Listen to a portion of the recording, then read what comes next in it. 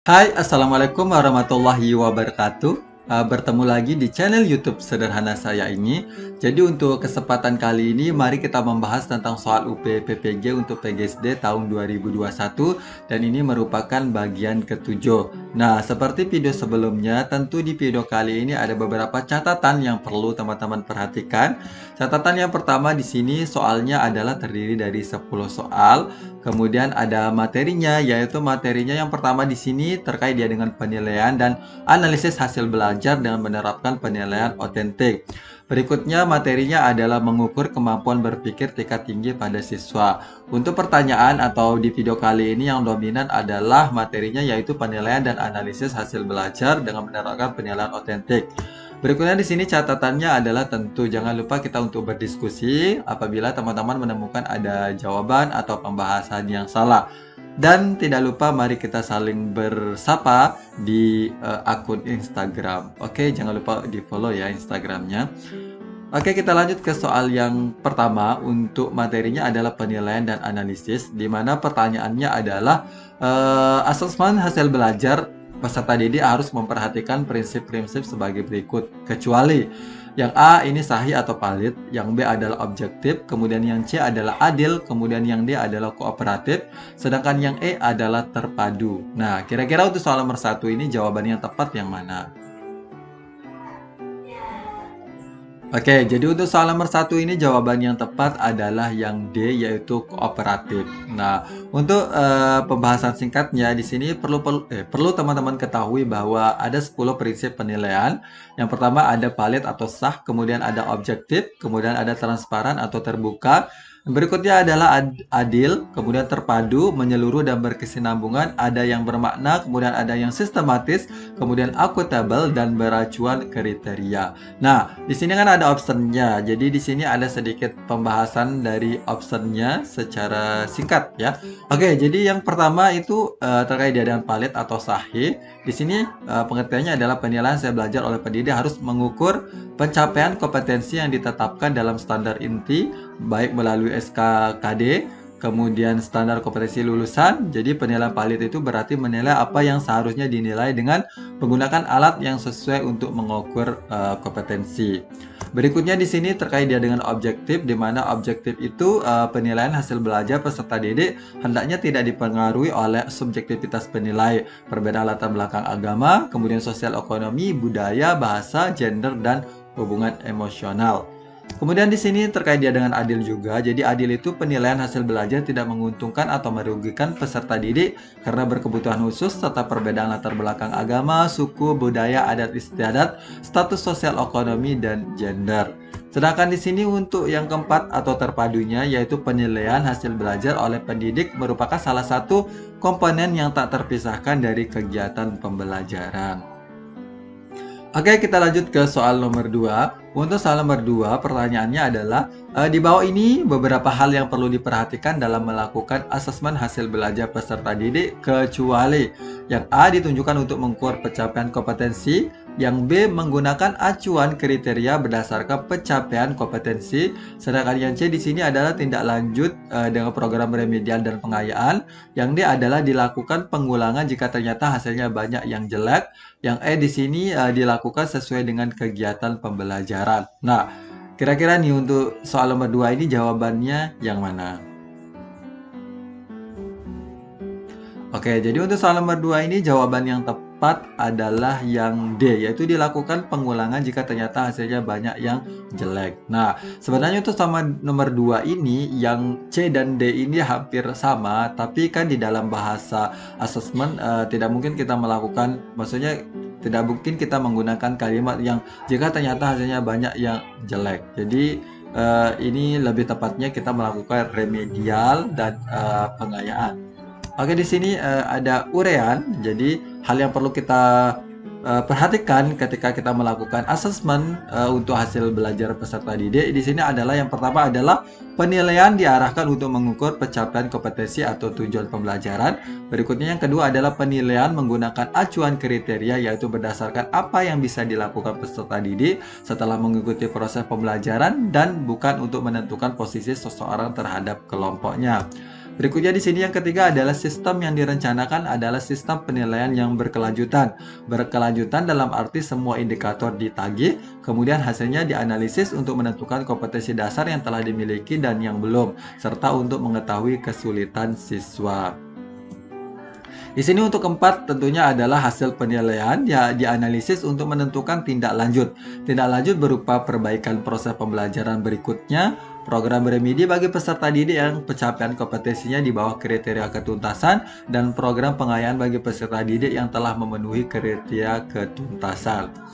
Untuk kelimanya di sini ada sistem penilaian harus disesuaikan dengan pengalaman belajar yang ditempuh dalam proses pembelajaran. Misalnya, jika pembelajaran menggunakan pendekatan tugas observasi lapangan, maka evaluasi harus diberikan baik pada proses, misalnya teknik wawancara, kemudian maupun produk atau hasil melakukan observasi lapangan yang berupa informasi yang dibutuhkan. Oke, next kita lanjut ke soal nomor 3. Nah, untuk soal nomor 3 ini materinya sama tentang penilaian dan analisis. Pertanyaannya adalah di bawah ini merupakan beberapa kelebihan tes lisan, kecuali yang A di sini ada dapat menilai kemampuan dan tingkat pengetahuan yang dimiliki peserta didik, sikap serta kepribadiannya karena dilakukan secara berhadapan langsung. Sedangkan yang B di sini bagi peserta didik yang kemampuan berpikirnya relatif lambat, sering mengalami kesukaran dalam memahami pernyataan soal, tes bentuk lisan dapat menolong sebab dapat menanyakan langsung kejelasan pertanyaan yang dimaksud. Nah, di sini yang C dapat dilakukan sesuai dengan kesepakatan antara pendidik dan peserta didik di dalam menentukan waktu dan tempat tes. Yang D adalah lebih objektif bagi pendidik dalam memberikan penilaian. Yang E adalah hasil tes dapat langsung diketahui peserta didik. Nah, untuk soal nomor 3 ini kira-kira jawaban yang tepat yang mana? Oke, jadi untuk soal nomor 3 ini saya rasa tidak terlalu sulit karena pasti insya Allah teman-teman udah pilih ini. Jawabannya adalah yang C, yaitu dapat dilakukan sesuai dengan kesepakatan antara pendidik dan peserta didik dalam menentukan waktu dan tempat tes. Oke, untuk penjelasannya, jadi kita mulai dari pengertian tes lisannya. Jadi tes lisan itu adalah suatu bentuk tes yang menuntut respon dari peserta didik dalam bentuk bahasa lisan. Peserta didik akan mengucapkan jawaban dengan kata-kata sendiri sesuai dengan pertanyaan ataupun perintah yang diberikan. Di sini ada keuntungan tes lisan dalam evaluasi pembelajaran. Sebenarnya di optionnya sudah disebut ya tentang keuntungan atau kelebihan dari tes lisan. Jadi di sini yang pertama dapat menilai kemampuan dan tingkat pengetahuan yang dimiliki siswa. Kemudian bagi siswa kemampuan berpikirnya lambat sehingga sering mengalami kesulitan. Dan ini tentu dengan tes lisan dapat terbantu ya. Dapat terbantukan ya. Berikutnya di sini hasilnya dapat langsung diketahui oleh siswa tentunya.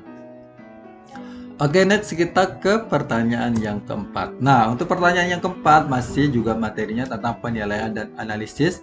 Pertanyaannya adalah penilaian yang meminta peserta didik untuk mendemonstrasikan dan mengaplikasikan pengetahuan ke dalam konteks yang sesuai dengan kriteria yang ditetapkan adalah A. Penilaian proyek, kemudian yang B adalah penilaian kinerja, sedangkan yang C adalah penilaian produk, kemudian yang D adalah penilaian portofolio, sedangkan yang E adalah penilaian non-tes. Nah, kira-kira nih untuk soal nomor 4 ini jawaban yang tepat yang mana? Oke, jadi untuk soal nomor 4 ini jawaban yang tepat adalah yang B, yaitu penilaian kinerja.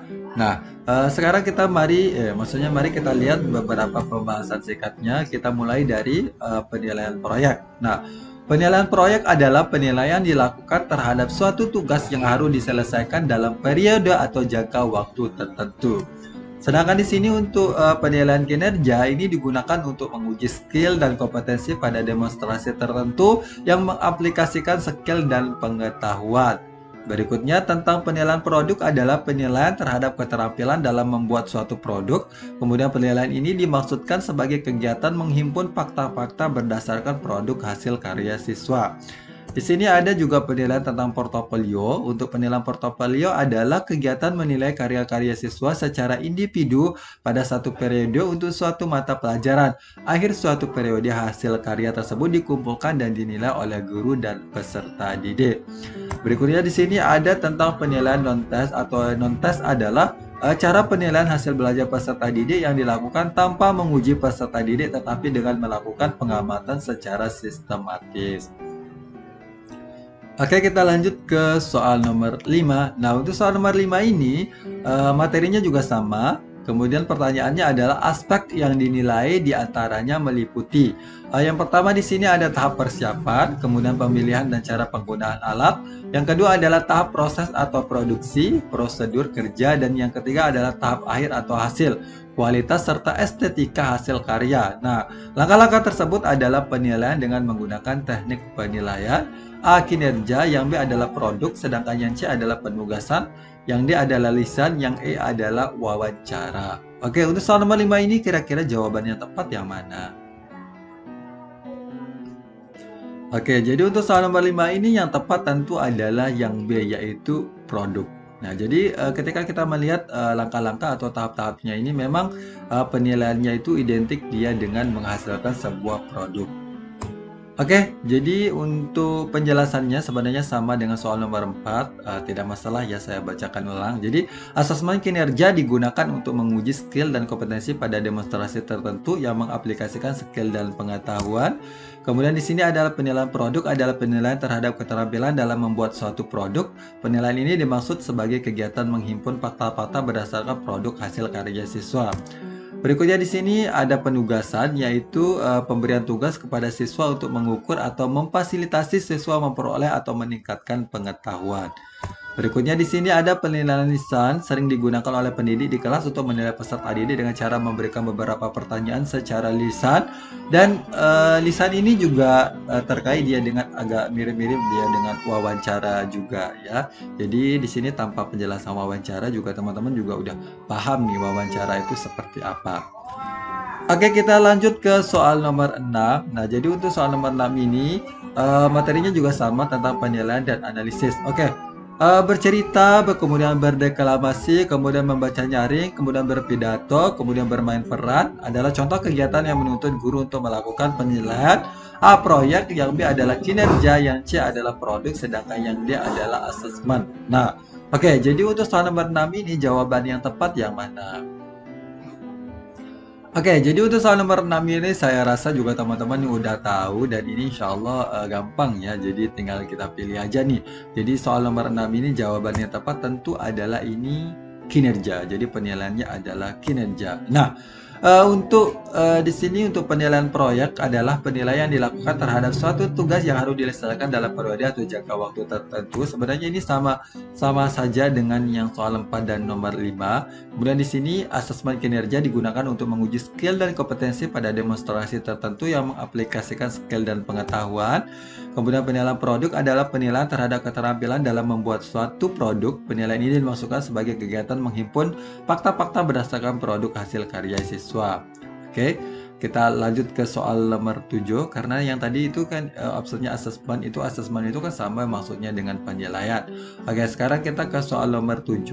Jadi pertanyaan untuk soal nomor 7 ini adalah dalam membuat rubrik untuk menilai praktikum IPA, yaitu percobaan mengidentifikasi adanya kandungan karbohidrat dan protein. Nah, ada 4 aspek yang dijadikan patokan nilai untuk siswa. Salah satunya adalah prosedur kerja siswa. Maka rubrik yang ditulis sebagai berikut. Yang pertama adalah jika hanya melakukan sedikit prosedur yang benar.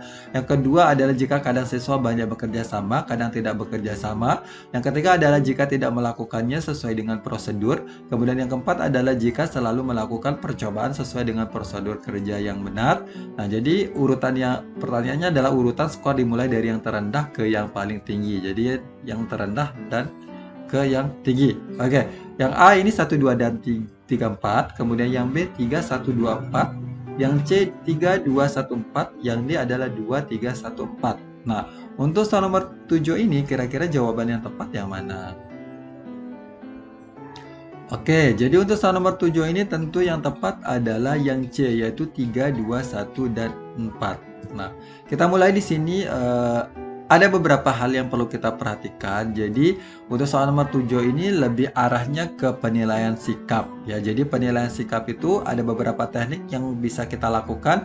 Tentunya bisa melalui observasi, kemudian ada penilaian diri, kemudian ada penilaian antar teman. Nah, penilaian diri dan penilaian antar teman dilakukan dalam rangka pembinaan dan pembentukan karakter peserta didik yang hasilnya dapat dijadikan sebagai salah satu data konfirmasi dari hasil penilaian sikap oleh pendidik. Nah, Namun di sini untuk soal nomor 7 ini perlu kita perhatikan, ini rubrik yang digunakan itu seperti sistem poin, seperti kayak ang angket juga, dan ini dilakukan, secara observasi karena ini melakukan praktikum dan, gurunya secara otomatis melakukan observasi untuk melakukan penilaian terhadap sikap atau kegiatan yang dilakukan, siswa pada saat praktikum.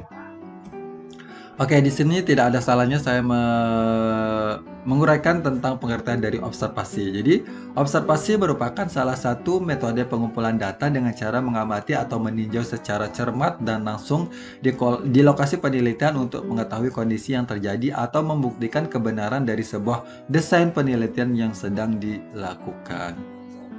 Oke, next kita ke pertanyaan berikutnya, pertanyaan 8. Ini materinya juga sama, penilaian dan analisis. Nah, untuk soal nomor 8, perhatikan kompetensi dasar berikut. Ini 4.9. Jadi 4.9 ini lebih arahnya ke keterampilan ya, menyajikan karya tentang upaya menjaga kesehatan sistem pernapasan.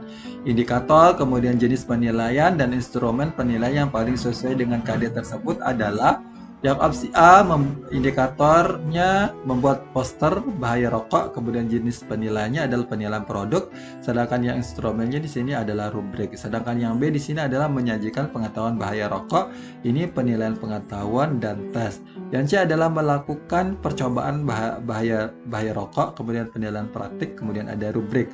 Yang D adalah menyadari bahaya rokok, kemudian penilaian sikap, kemudian angket. Yang E adalah menelusuri informasi tentang bahaya rokok, penilaian produk, dan rubrik. Nah, kira-kira untuk soal nomor 8 ini jawaban yang tepat yang mana? Oke, jadi yang tepat adalah yang A, yaitu membuat poster bahaya rokok. Oke, jadi untuk soal nomor 8 ini, perlu kita memperhatikan untuk KD-nya itu kan 4.1, yaitu menyajikan. Jadi ini ranahnya lebih ke keterampilan. Kemudian namanya juga keterampilan, ini bakal menyajikan karya. Jadi ini sebenarnya yang tepat itu adalah yang A, yaitu membuat poster bahaya rokok dengan penilaian produk, kemudian ada rubriknya. Nah, sebenarnya yang B ini adalah menyajikan pengetahuan bahaya rokok, juga sebenarnya bisa saja, tapi di sini kan ada jenis penilaian. Ini penilaian pengetahuan ini, jadi penilaiannya lebih arah ke pengetahuan bukan keterampilan, sedangkan yang KD-nya ini lebih ke keterampilan. Apalagi ini udah 4.9, ini udah jelas bahwa itu terkait dia dengan keterampilan. Nah, di sini ada beberapa uraiannya atau uraian singkatnya. Jadi, sesuai pedoman penilaian kurikulum 2013, penilaian keterampilan dapat menggunakan penilaian praktik, kemudian adalah penilaian produk, kemudian penilaian proyek dan portofolio. Nah, jadi di sini catatannya juga menyajikan karya dapat dinilai dari sisi proses membuat karya seperti membuat poster, sehingga yang dinilai adalah produknya dengan menggunakan rubrik penilaian. Nah, jadi rubriknya juga nanti ada beberapa poin yang sudah kita siapkan sebagai guru, apakah lengkap atau tidak dan segalanya. Ya. Oke, itu aja untuk soal nomor 8. Kita lanjut ke soal nomor 9. Nah, untuk soal nomor 9 ini materinya berbeda. Jadi materinya adalah mengukur kemampuan berpikir tingkat tinggi pada siswa. Nah, di sini untuk soal nomor 9 pertanyaannya adalah di bawah ini adalah contoh pertanyaan berpikir tingkat tinggi untuk siswa, kecuali yang A ini berdasarkan bahan bacaan tersebut, apa yang dapat kamu simpulkan tentang proses pernapasan manusia? Yang B adalah bagaimanakah cara kerja katrol. Sedangkan yang C adalah apa yang dimaksud dengan fotosintesis. Sedangkan yang D adalah buatlah pemecahan masalah dari pencemaran lingkungan di sekitarmu. Nah, untuk nomor 9 ini kira-kira jawaban yang tepat yang mana? Oke, jadi untuk nomor 9 ini jawaban yang tepat adalah yang C. Nah, untuk pertanyaan nomor 9 ini, bagaimana cara kita menjawabnya itu? Jadi teman-teman harus menghafal tentang taksonomi belum, mulai dari kognitif dan psikomotorik yang lainnya. Nah, jadi untuk nomor 9 ini penjelasannya jadi gini ya. Hal yang perlu diperhatikan untuk mengukur kemampuan bertingkat tinggi adalah kata-kata operasional yang digunakan. Jadi kata-kata operasional yang umumnya digunakan adalah teori belum atau biasa kita sebut adalah taksonomi belum. Nah, Mari kita menganalisis atau memperhatikan setiap optionnya karena di sini kita bisa menentukan tingkat kognitif. Nah, jadi kognitif di taksonomi Bloom itu ada 6, jadi mulai dari C1, C2, C3, C4, C5, dan C6. Nah, jadi eh, mari kita membahas tentang yang option A. Jadi yang di sini option A itu adalah berdasarkan bahan bacaan tersebut apa yang dapat kamu simpulkan. Jadi kata operasional yang digunakan yang di option A ini adalah menyimpulkan. Nah, sedangkan untuk menyimpulkan itu dia berada di C2. Jadi ini di C2 itu lebih mengarah ke memahami. Jadi siswa memahami materi sehingga dia mampu menyimpulkan materi tersebut. Nah, sedangkan untuk yang option B itu bagaimanakah cara kerja katrol? Berarti ini yang B ini lebih arahnya untuk menyuruh siswa untuk menjelaskan. Nah, untuk menjelaskan ini ranahnya di C2 juga, yaitu memahami. Ketika paham tentu siswa juga bisa menjelaskan tentang materi tersebut. Nah, sedangkan yang C adalah apa yang dimaksud dengan fotosintesis, ini lebih ke arah mengetahui. Nah, jadi untuk mengetahuinya itu ini kognitifnya itu berada di C1, yaitu tentang mengingat. Nah, jadi yang D, kemudian yang D ini adalah buatlah pemecahan masalah dari pencemaran lingkungan di sekitarmu. Nah, kata operasionalnya adalah membuat. Nah, dan membuat ini levelnya lebih tinggi, jadi tepatnya adalah C6, yaitu menciptakan. Nah, jadi karena ini pertanyaannya adalah berpikir tingkat tinggi dan ini adalah kecuali, otomatis jawabannya adalah yang C. Karena di C ini level kognitifnya itu paling rendah, yaitu C1 dengan kata operasionalnya adalah mengetahui. Oke, kita next ke 10 atau soal 10 dan soal yang terakhir. Ini materinya adalah mengukur kemampuan berpikir tingkat tinggi pada siswa. Nah, di sini untuk pertanyaannya adalah penerapan pembelajaran bagi peserta didik membawa frekuensi kepada guru untuk memodifikasi kegiatan pembelajaran bagi peserta didik reguler ke corak kegiatan berpikir tingkat tinggi sebagai konsekuensi dari pemilihan tipe problem solving yang mengharuskan guru menetapkan ranah kognitif bertipe C4. Namun seringkali guru menghadapi masalah dalam penerapannya. Nah, masalah tersebut berupa A. Kurangnya kreativitas guru, sedangkan yang B adalah dana yang tidak memadai, sedangkan yang C adalah tidak tersedianya materi yang didesain khusus yang sesuai dengan potensi siswa, sedangkan yang D di sini adalah kesadaran siswa yang masih kurang. Oke, untuk soal nomor 10 ini kira-kira jawaban yang tepat yang mana? Oke, jadi yang tepat jawabannya adalah yang C, yaitu tidak tersedianya materi yang didesain khusus yang sesuai dengan potensi siswa. Oke, jadi penjelasan singkatnya, jadi untuk soal nomor 10 ini perlu kita perhatikan. Jadi di sini ada penerapan pembelajaran bagi peserta didik membawa progresi kepada guru untuk memodifikasi. Nah, jadi dari pertanyaannya ini kita udah tahu bahwa gurunya itu agak sedikit kreatif juga. Jadi option A-nya ini bisa kita hilangkan untuk tidak menjadi jawaban kita. Kemudian dana yang tidak memadai. Nah, namanya juga kalau guru sudah kreativitas, tentu untuk terkait dia dengan dana, insya Allah bisa digunakan. Nah, kemudian ini kesadaran siswa yang masih kurang ini kan belum kita terapkan terkait dia dengan pembelajaran untuk tingkat tinggi. Jadi kita belum tahu nih gimana respon dari peserta didik ketika kita menggunakan hal tersebut atau kegiatan pembelajaran berpikir tingkat tinggi. Nah, jadi makanya di sini jawaban yang tepat itu adalah tidak tersedianya materi yang didesain khusus yang sesuai dengan potensi siswa. Nah, jadi untuk C4 itu lebih mengarah ke menganalisis, jadi lebih tinggi. Dan ini untuk SD biasanya digunakan di tingkat yang lebih tinggi ya. Bahkan kadang atau bahkan tidak bisa digunakan untuk level yang C4. Jadi ini tergantung sih dari materinya, tapi kebanyakan mungkin C4-nya itu jarang digunakan seusia SD. Bahkan usia SMP pun kadang-kadang digunakan dan tidak digunakan ya. Oke, di sini untuk uraiannya yang terkait dengan problem solving adalah kemampuan untuk menyelesaikan segala masalah dan mengambil keputusan yang sulit. Di sini C4-nya lebih mengarah ke analisis seperti yang saya katakan tadi. Nah, jadi saran saya teman-teman itu memahami tentang kata kerja operasional yang ada di teori Bloom dan ini terkait dia dengan revisi ya. Jadi ada revisinya. Sebenarnya saya punya filenya juga, tapi entah di laptop yang lain tempat saya naruh. Tapi nanti silahkan cek link description video ini. Kira-kira mungkin nanti saya downloadkan ya. Oke, terima kasih untuk teman-teman yang sudah berkenan menonton video bagian ketujuh ini. Kurang lebihnya mohon dimaafkan. Wabillahi taufiq wal hidayah. Wassalamualaikum warahmatullahi wabarakatuh. Bye bye.